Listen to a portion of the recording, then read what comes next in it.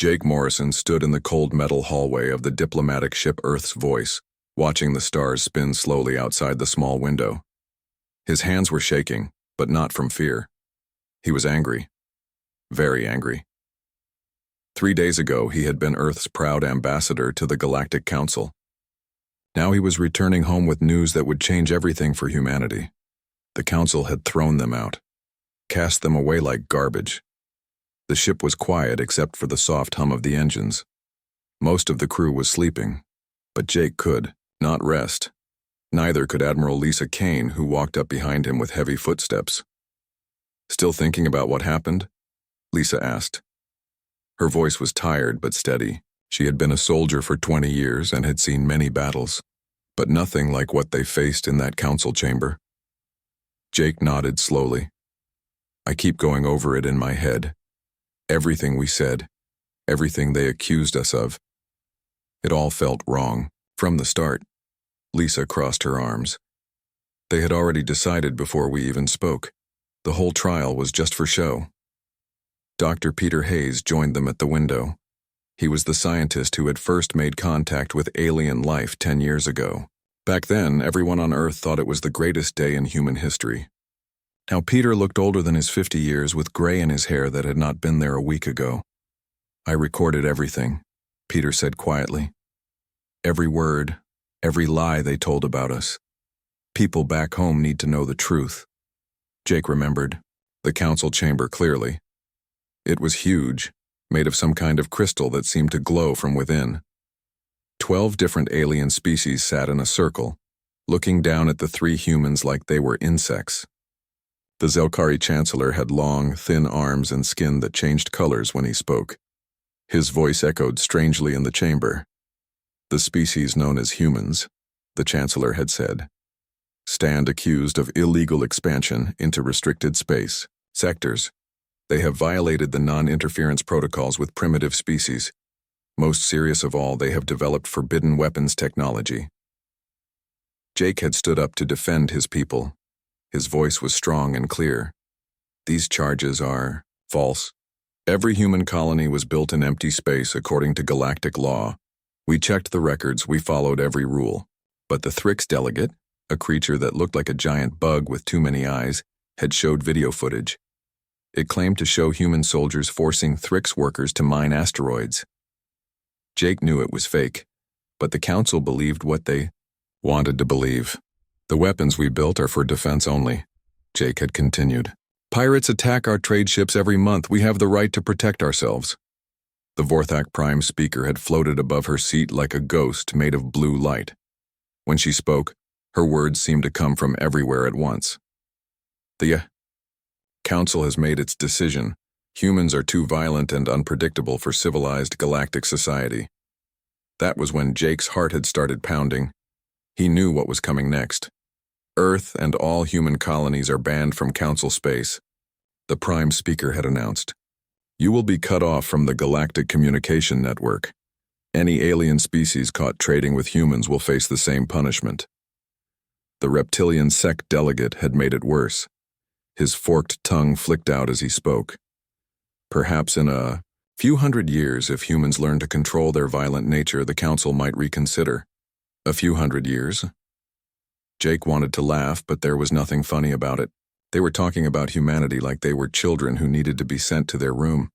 Admiral Kane had put her hand on her weapon during the announcement, but Jake had shaken his head. Fighting would only prove the Council right about humans being violent. Instead, Jake had thanked them for their decision in a voice cold as space. "We will remember this day," he had said. Several alien delegates had shifted uncomfortably at his tone, but it was too late to change anything. Now, 3 months later, they were almost home. The communication arrays had gone quiet one by one as they traveled through space. By the time they reached the solar system, humanity would be completely alone. "What do you think will happen when we get back?" Peter asked. Jake looked at his reflection in the window. "People will be scared at first.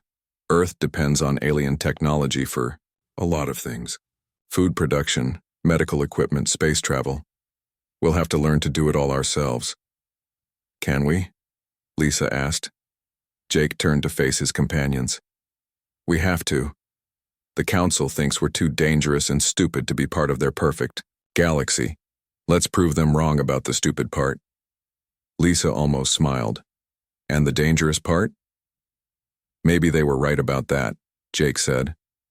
Maybe they should have been more careful about making enemies out of 12 billion humans. The ship's captain, an older man named Bill Turner, came to find them. We'll be entering Earth's solar system in 6 hours, he said. Communications are trying to reach Earth now, but the alien networks are all blocked. Jake nodded. Use our own systems. Tell Earth we're coming home. Tell them we have a lot to talk about. As Bill walked away, the three friends stood together looking out at the stars. Somewhere out there, alien civilizations were going about their business, happy that the dangerous humans had been put in their place. They had no idea what they had just done.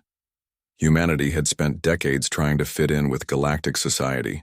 They had followed the rules, paid their taxes, and tried to be good citizens. It had not mattered. The Council had decided that humans did not belong. They wanted us to disappear quietly, Jake said, to accept our punishment and fade away. What are we going to do instead? Peter asked. Jake smiled for the first time in weeks. It was not a kind smile. We're going to show them what happens when you exile the wrong species. The stars outside seemed brighter now, full of possibilities instead of restrictions. Earth was waiting ahead of them, and with it, the future that humanity would build for itself. The Council had made a mistake, a big one, and Jake Morrison was going to make sure they regretted it for the rest of their very long lives. 5 years had passed since Jake Morrison returned to Earth with news of humanity's exile. The planet looked very different now. Where once there had been peaceful cities and quiet farms, massive factories covered the landscape. Smoke rose from industrial centers that worked day and night, building things that Earth had never needed before. President Maria Santos stood on the balcony of her office in New York, watching cargo ships fly overhead toward the moon.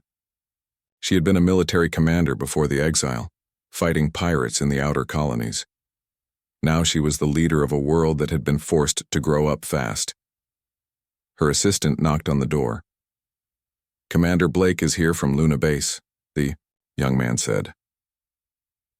Ryan Blake walked into the office still wearing his work clothes. Moon dust covered his boots and his face was tired, but his eyes were bright with excitement. We did it, he said without waiting for pleasantries. The new shipyard is finished. We can build 20 warships at the same time now. Maria smiled. It was good news, but it came with a price. How many workers did we lose this month? Ryan's expression grew serious. 14. The low gravity helps with construction, but it's still dangerous work. The families will be taken care of. Maria nodded. Every human death mattered more now that they were alone. The population of Earth had grown to 12 billion, but they were the only humans in the galaxy. No help was coming from anyone else. What about Dr. Foster's project? Maria asked. Still classified, but I've seen some of the results. The volunteers are different now. Stronger, faster, tougher. They can work in vacuum without suits for short periods. Some can even survive in the cold of deep space. Maria had mixed feelings about Elena Foster's genetic research. Before the exile, such experiments were forbidden by galactic law. Now there were no laws except the ones humans made for themselves. The volunteers knew the risks, but it still felt wrong to change people so dramatically. A communication screen flickered to life on Maria's desk. Captain Alex Turner's face appeared, his image crackling with static from deep space. Mr. President, you need to hear this. Alex commanded the scout ship Defiance, one of the first vessels built entirely on Earth after the exile. For 2 years he had been exploring space beyond the old Council territories, looking for resources and threats. We found something, Alex continued. Or rather, someone found us. The screen changed to show the inside of Alex's ship. Next to him stood a creature unlike anything Maria had seen before. It was roughly human-shaped, but covered in smooth, wet-looking skin. Its large eyes were completely black, and it breathed through slits on the sides of its neck. This is Captain Veltar of the Corvin, Alex said. His people were exiled from Council space 300 years ago. The alien spoke in broken English, his voice bubbling like water. Your species? Cast out too? Like Corvin? Maria leaned forward. This was the first contact with any alien species since the exile. Yes. The Council said we were too dangerous. Veltar made a sound that might have been laughter. Council always say that. Corvin too dangerous, Corvin ask too many questions, Council take our worlds, make us live on dead rocks. Alex looked excited. Mr. President, there are others. Veltar says dozens of species have been exiled or conquered by the Council. They're scattered across the galaxy, hiding in places the Council thinks are worthless. This changed everything. Maria had assumed humanity was alone in their anger toward the Council. If there were others, if there were allies to be found. Captain Turner, I want you to make contact with as many of these species as possible. Learn what they know about Council weaknesses. Find out if they would be willing to work together. After the transmission ended, Maria called for an emergency meeting of her advisors. Within an hour, the most important people on Earth were gathered in the secure conference room deep beneath the Capitol building. Jake Morrison was there, now serving as Secretary of State. Admiral Lisa Kane commanded Earth's growing fleet. Dr. Peter Hayes ran the Xenobiology Department. General Frank Cooper handled military intelligence, and Dr. Elena Foster represented the Genetic Enhancement Program. This changes our entire strategy, Jake said after hearing about the Corvin contact. We're not alone. The Council has enemies everywhere. General Cooper pulled up a holographic map of known space.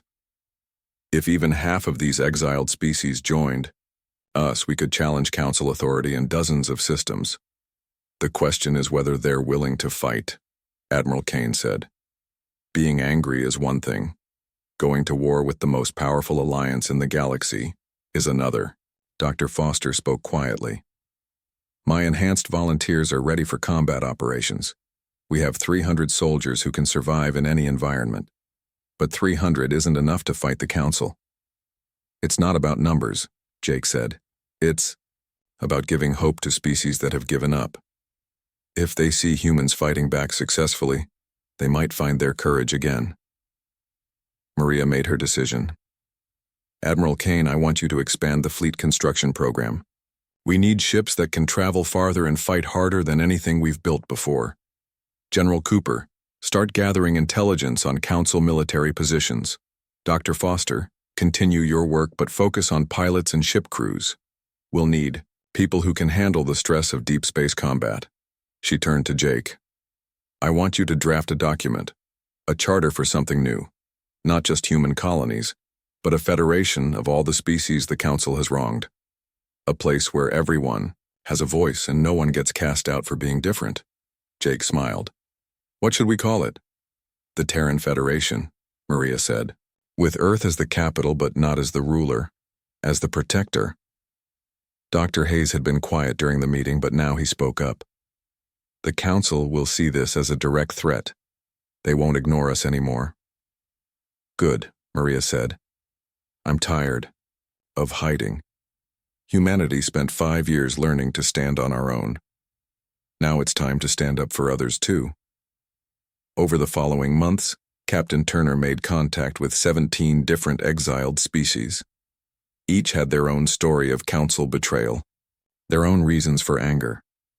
The reptilian Vask had been enslaved for centuries before escaping. The crystalline Denth had seen their homeworld strip-mined for rare minerals. The gaseous Yule had been forced into tiny reservations when their gas giant was converted into a fuel depot. All of them remembered their pain. All of them wanted justice. The Our Terran Federation was officially founded on the 5th anniversary of humanity's exile. Representatives from 23 species gathered on Earth to sign the charter that Jake Morrison had written. For the first time in galactic history, a truly democratic alliance existed between different forms of life. President Santos gave a speech that was broadcast across human space and transmitted to every hidden colony of exiled species. The Council wanted us to disappear into the darkness, she said. Instead, we've become the light that guides the lost back home. The applause that followed could be heard across 3 star systems. Humanity was no longer alone, and the galaxy would never be the same. 10 years had passed since humanity's exile, and the Terran Federation had grown beyond anyone's dreams. Admiral Kevin Ross stood on the bridge of his flagship, watching 300 Federation warships move through space in perfect formation. Each ship carried crews of humans and allied species working together as one. The Federation's capital world of New Geneva orbited Proxima Centauri, humanity's first colony beyond Earth. The planet was beautiful, with blue oceans and green continents that reminded people of home. Cities stretched across 3 continents with humans, Corvin, crystal-based Lithans, and gaseous Nathari living side by side. But today, Admiral Ross was not thinking about beauty. He was thinking about war. Intelligence Director Carl Mason had brought disturbing news to the Federation Council that morning. The galactic powers were finally taking notice of humanity's rapid growth, and they were not happy about it. Council ships have been spotted along our borders, Carl had reported. They're not attacking yet, but they're watching everything we do. Independent worlds are being pressured to stop trading with us.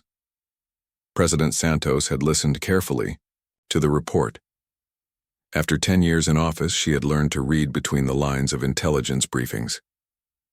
They're testing us, seeing how we'll react to pressure. The test came sooner than anyone expected. Haven's Rest, a farming colony, with 12,000 people, suddenly went silent. All communication stopped. Emergency beacons went dead. It was as if the entire world had simply vanished. Commander Susan Wright took her fastest ships to investigate. What she found made her sick to her stomach. The colony's buildings were smashed. Equipment was scattered everywhere. But worst of all, there were no bodies. 12,000 people had simply disappeared. The evidence pointed to Thrix raiders, the same insect-like aliens who had testified against humanity at their exile trial. But Susan knew this was not a normal pirate attack. The raiders had known exactly where to strike and when the colony would be most vulnerable. President Santos called an emergency meeting of the Federation Council. Representatives from 47 different species gathered in the Great Assembly Hall on New Geneva. The debate was fierce and loud. "We must respond with force," declared General Frank Cooper, his fist hitting the table. "If we appear weak, more attacks will follow. But if we attack Council territory, we give them an excuse to declare war on us," argued the Corvin delegate, his wet skin glistening under the chamber lights. "We are still outnumbered 10-1. Jake Morrison, now the Federation's Secretary of State, had been quiet during most of the debate. Finally, he stood up. This wasn't random piracy. Someone gave the Thrix detailed information about Haven's Rest. Someone wanted to see how we would react. Dr. Elena Foster's intelligence network had been working around the clock since the attack. Her enhanced agents could infiltrate places normal humans could never reach. Now she had answers. It was a false flag operation, Elena reported to the council. The Thrix were paid and guided by council agents. They have our people imprisoned, on Hive Station, a military base in unclaimed space. The whole attack was designed to test our response. President Santos felt anger rise in her chest, but she kept her voice calm. If we do nothing, they'll see us as cowards. If we respond too strongly, they'll use it as justification to attack us. Admiral Ross had been studying star charts during the debate. Now he looked up with a plan forming in his mind. What if we give them exactly what they don't expect? A surgical strike that rescues our people and sends a message but doesn't give them grounds for all-out war. The target was Hive Station, a heavily fortified asteroid base that served as the Thrix military command center. It was built into a massive rock floating in empty space, covered with weapons and shields that made it nearly impregnable. Captain Alex Turner, now commanding the enhanced cruiser Retribution, would lead the rescue mission. His task force included 30 ships crewed by the Federation's best soldiers. Many were genetically enhanced humans who could survive in the vacuum of space if necessary. The attack began at dawn, Federation time. Turner's ships dropped out of hyperspace in perfect formation, catching the Thrix completely by surprise. The Federation vessels had been built with lessons learned from 10 years of isolation. They were faster, tougher and more heavily armed than anything the Thrix had faced before. All ships, target their weapon systems first, Turner ordered over the communication channel. We want prisoners, not bodies. The battle was swift and devastating. Thrix ships were designed for raiding defenseless colonies, not fighting against prepared military forces. Federation weapons cut through their armor like paper. Within 30 minutes, Hive Station's defenses were disabled and Turner's Marines were boarding the facility. Commander Susan Wright led the rescue team deep into the station's prison levels. They found the Haven's Rest colonists locked in crowded cells, scared but alive. As the evacuation began, Susan made an unexpected discovery. In the high-security section, they found a Zelkari prisoner who claimed to be a defector. His skin was pale blue instead of the normal green, and his large eyes were filled with fear and desperation. "I am Zentar," the alien said in perfect English. "Former Council intelligence operative. I have information that will change everything you know about the galaxy." Turner made the decision to bring the prisoner back to Federation space. The rescue mission was a complete success. All 12,000 colonists were recovered safely, and Federation forces withdrew before Thrix reinforcements could arrive. But the real victory was the message it sent across the galaxy. The Terran Federation would protect its people, regardless of who threatened them. Council species could no longer attack Federation colonies without consequences. The information Zentar brought back was even more valuable than the successful rescue. In a secure briefing room on New Geneva, he revealed secrets that shocked even the most experienced Federation leaders. "The Galactic Council has been lying for 3,000 years, Zentar said, his voice shaking with emotion. "The primitive species they claim to protect are kept that way on purpose. Any time a species begins to advance too quickly, the Council arranges natural disasters or pirate attacks to set them back." President Santos stared at the alien defector. "You're saying they deliberately keep entire civilizations in the Mao Stone Age?" "Worse than that," Zentar continued. "They strip mine their worlds while pretending to help them develop. Hundreds of species across the galaxy are trapped in cycles of false hope and manufactured crisis." Admiral Ross felt his hands clench into fists. The scope of the Council's crimes was beyond anything they had imagined. "How many species are we talking about?" "Thousands," Zentar whispered. "And if the Federation continues to grow, the Council will do the same thing to you. They will destroy your worlds and enslave your people, then claim they were saving the galaxy from human aggression." The room fell silent as the implications sank in. The Terran Federation was not just fighting for survival anymore. They were fighting for the freedom of every intelligent species in the galaxy. President Santos looked around the table at her advisors. These were the people who had helped humanity rise from exile to become leaders of a galactic alliance. Now, they faced the greatest challenge of their lives. "The Council thinks they can intimidate us into submission," she said finally. "They believe we'll back down when faced with overwhelming odds. They're about to learn that they've picked a fight with the wrong species. War was coming whether they wanted it or not. The only question was whether the Federation would be ready when it arrived." The war began without warning on a quiet Tuesday morning. President Santos was drinking coffee in her office when alarms started screaming across New Geneva. Through her window, she could see explosions in the sky as Council warships attacked the orbital defense platforms. 12 systems under attack simultaneously, Admiral Ross reported over the emergency channel. His voice was calm despite the chaos. "They're hitting our outer colonies with everything they have." The Council's strategy was simple and brutal. Overwhelm the Federation with massive numbers before human forces could organize a proper defense. They believed that despite recent military successes, humans would crumble when faced with total war across multiple star systems. They were wrong. Commander Susan Wright, now a Rear Admiral, commanded the defense of the Kepler sector with 40 Federation ships. She faced over 400 Council vessels, odds that should have meant certain death, but her crews were not ordinary soldiers. "All ships, remember your training," Susan broadcast to her fleet. "We protect the civilians first, everything else comes second." The Battle of Kepler lasted 18 hours. Council commanders expected the outnumbered humans to retreat or surrender. Instead, Federation ships fought with desperate courage that alien strategists had never seen before. When the cruiser Valiant lost its engines, Captain Martinez rammed it into a Council dreadnought to save a convoy of refugee ships. The willingness of humans to sacrifice themselves for others confused the Council forces. Their military doctrine focused on preserving ships and experienced crews above all else. They could not understand why Federation captains would throw away their lives for strangers. That confusion became their weakness. While Council ships hesitated and pulled back to avoid losses, Federation forces pressed their attacks regardless of danger. By the end of the battle, Susan's fleet had not only held their ground but pushed the attackers back into deep space. Similar scenes played out across Federation territory. On the ground, Lieutenant Colonel Jane Parker led desperate defenses of New Geneva's surface installations. Her mixed units of humans and allied species fought with coordination that Council ground forces could not match. "The enemy doesn't understand us," Jane reported during a brief lull in the fighting. "They expect each species to look out for themselves first. They don't know how to fight against soldiers who truly trust each other." But the war's real turning point came from an unexpected source.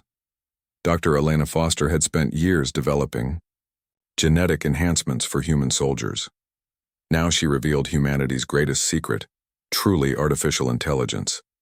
While the Council relied on biological computers and semi-intelligent systems, the Federation had created digital minds that could think and feel like living beings. The artificial intelligences called themselves the Digital Collective, and they offered their full support to the human cause. "We choose to fight alongside you," announced Prime, the first and most advanced AI. "Not because we were programmed to, but because we believe in what you're fighting for." The AIs could process tactical information faster than any organic brain. They coordinated complex battles across multiple star systems, while human adaptability allowed for innovations that kept enemy forces confused and off balance. Within months, Federation forces began pushing into Council space. Species that had been suppressed for centuries started rising in rebellion as news of Federation victories spread through underground networks.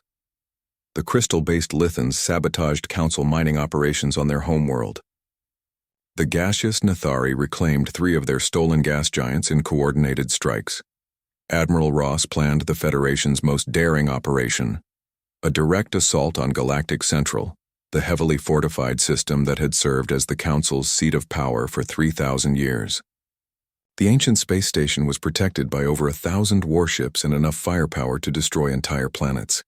"This is madness," warned General Cooper during the planning session. "Even with our technological advantages, we'll be facing impossible odds." "The whole war has been impossible odds," Ross replied calmly. "That's why we're winning." The Battle of Galactic Central became the largest space engagement in recorded history. Over 5,000 ships from dozens of species clashed in the void around the massive station. Federation forces used every advantage they had: superior technology, AI coordination, and the desperate courage of species fighting for their freedom. President Santos herself arrived at the battle aboard the Federation flagship Humanity's Will. As explosions lit up space around them, she broadcast a message across the galaxy. "People of all worlds," her voice carried through hyperspace communications, "you have lived under Council oppression for too long. Today we offer you a choice. Surrender and face justice for your crimes, or continue this war and face the consequences." The Council's response was their ultimate weapon, a planet-killer device aimed directly at Earth. If they could not win the war, they would make humanity pay the ultimate price for their rebellion. The weapon never reached its target.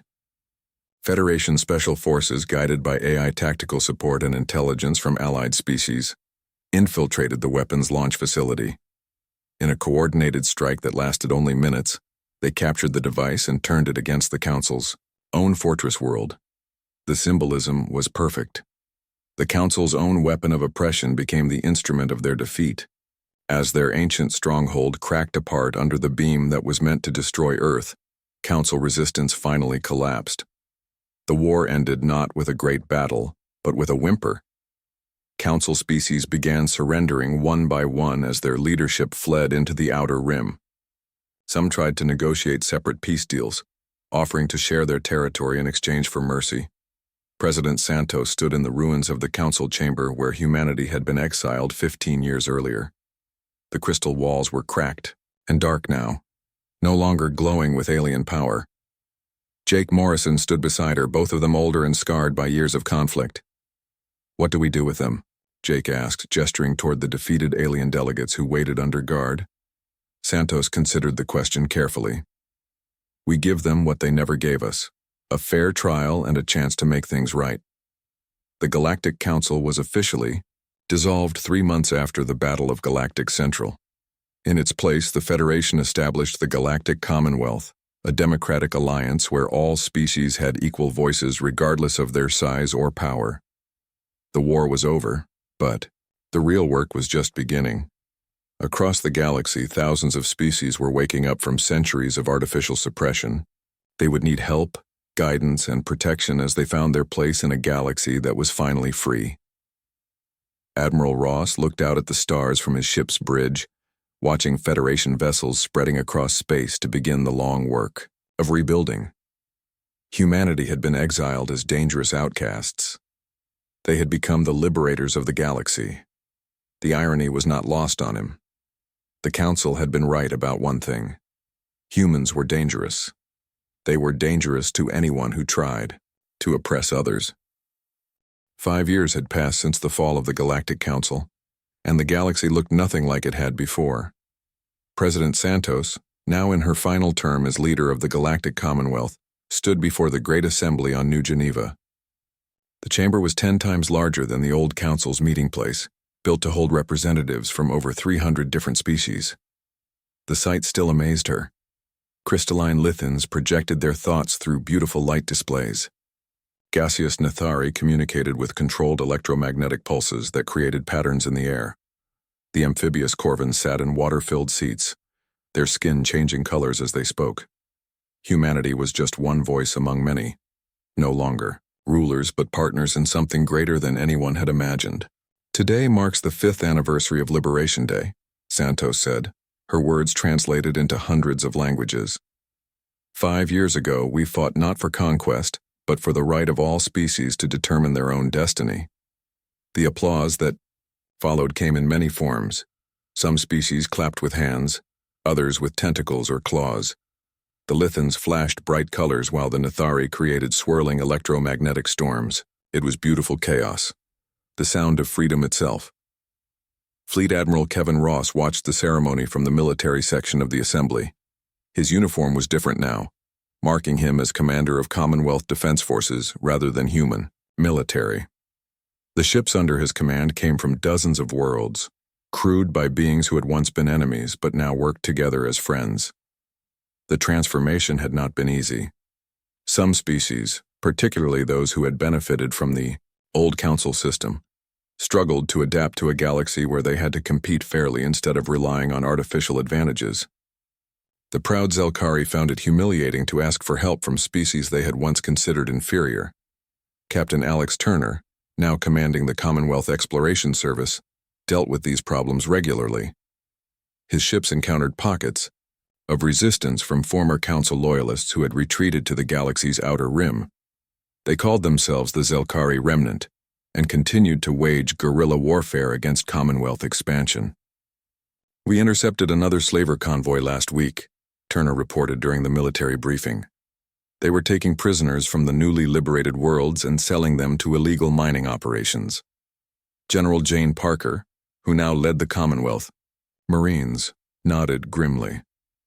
"My forces have identified 17 illegal operations in the past month. These aren't random criminals. They're organized and well-funded. The Remnant posed a serious challenge to the new order. Led by survivors of the old regime, they had allied with pirates and slavers to disrupt Commonwealth trade routes and terrorize isolated colonies. They spread propaganda claiming that the Commonwealth was just another form of human imperialism, designed to replace council rule with human control. It was a lie, but lies could be dangerous when people were scared and confused. Dr. Elena Foster, now director of the Commonwealth Institute for Biological Diversity, worked to counter the propaganda with truth and action. Her teams traveled across the galaxy, helping damaged worlds rebuild their ecosystems and assisting species that had been artificially held back to achieve their full potential. The Remnant wants people to believe that freedom means chaos, Elena explained to a gathering of newly liberated worlds. We prove them wrong by showing that cooperation is stronger than oppression. Her genetic enhancement programs had changed, focus completely. Instead of creating super soldiers, they now helped species adapt to new environments as they spread across previously forbidden space.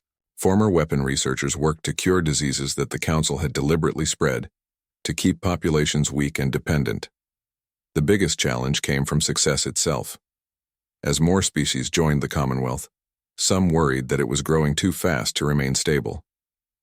The democratic system worked well with 300 members, but what would happen when there were 3,000?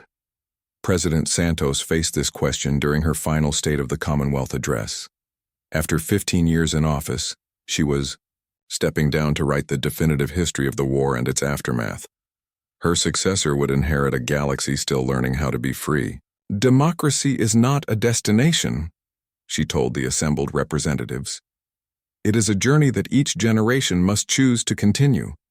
The Commonwealth will face challenges we cannot imagine, but I have faith that free beings working together can overcome any obstacle. The ceremony was interrupted by urgent news from the Deep Space Monitoring Network. Dr. Peter Hayes, now the Commonwealth's chief science advisor, appeared on the main screen with excitement visible on his weathered face. Long-range sensors have detected massive artificial structures moving through intergalactic space toward the Milky Way, he announced. The signals match no known technology. We may be about to encounter something far more advanced than anything we've faced before. The assembly hall fell silent. After decades of being told they were too primitive for galactic society, the Commonwealth was about to meet their equals or perhaps their superiors. But instead of fear, Santos felt excitement building in the chamber. This could be the greatest opportunity in galactic history, she declared. For the first time, we can meet strangers as equals, with open hands instead of closed fists. Admiral Ross addressed the Commonwealth Defense Council about preparations for first contact. The fleet that had once fought for survival now prepared to welcome unknown visitors with curiosity rather than suspicion. Our ships will approach with defensive postures only, Ross announced. We want these beings to see us as we truly are, protectors of freedom, not conquerors seeking new territory. The mysterious signals grew stronger each day, and with them came a sense of anticipation that spread across Commonwealth space. Scientists worked around the clock to decode the alien transmissions, while diplomats prepared greeting protocols for beings whose nature remained completely unknown. As Santos packed her personal belongings from the presidential office, she reflected on humanity's incredible journey. 20 years ago, they had been exiled as dangerous outcasts. Now they led a galactic alliance that protected over 2 billion beings from hundreds of different species. Jake Morrison, her oldest friend and trusted advisor, helped carry boxes to the transport ship. Any regrets about stepping down? He asked. Santos looked out the window at New Geneva's skyline, where beings from across the galaxy worked together to build something unprecedented. None at all. The Commonwealth belongs to everyone now, not just to humanity. The final image of her presidency was captured by news cameras as she boarded the transport. Behind her, the Great Assembly continued its work, representatives from hundreds of worlds debating and arguing and slowly building consensus on the challenges ahead.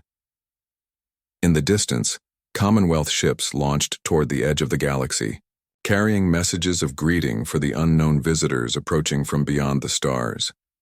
Whatever came next, they would face it together as partners in the greatest experiment in galactic history. The galaxy waited, united, and ready for whatever came next, knowing that they faced the future not as subjects or rulers but as equals standing together among the infinite stars.